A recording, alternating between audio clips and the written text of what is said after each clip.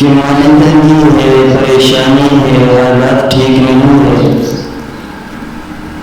اور پھر اس کے نتیجے یہ ہوتا ہے کہ جن عاملوں کے پاس، پیروں کے پاس جاتے ہیں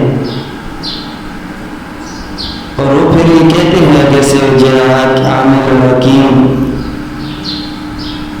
کہ لگتا ہے آپ پر بندش ہے. تو میرے بھائیو ایک بات تو غور سے سنیں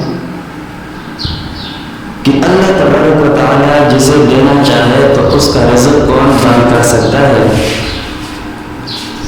کیوں ہم لوگ جن عاملوں کے پیچھے جاتے ہیں، ان کو اپنا جھوٹا خدا، چھوٹا خدا بناتے ہیں اور پیسے بھی ضائع کرتے ہیں، سب کچھ کرتے ہیں؟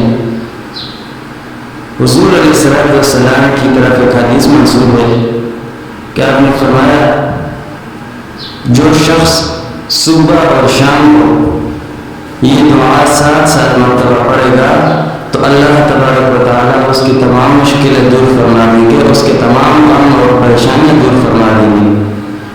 وہ دعا یہ ہے حسبی اللہ لا الہ الا ہو علیہ توکلت وہو رب العرش العظیم. انسان کا کوئی کام اٹکا ہوا ہو، کوئی بھی معاملہ ہو، کسی قسم کا بھی کام ہو، اس دعا کو پڑھے، انشاءاللہ اللہ تبارک و تعالیٰ آسانی فرمائیں گے.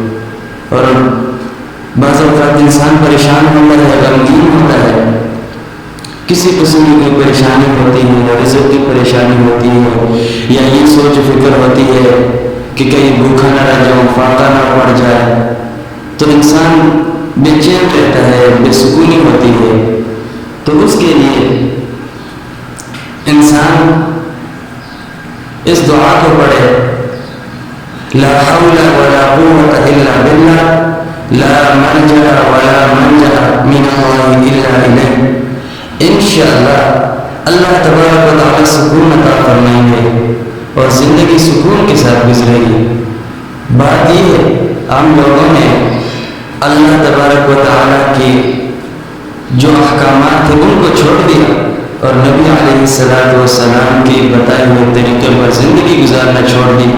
آپ کی جو صبح و شام کے دعائیں بتائی ہیں ان کو چھوڑ دیا ہے. تو انشاءاللہ تبارک و تعالیٰ ان اعمال کو کریں، اللہ تبارک و تعالیٰ سکون عطا فرمائیں گے.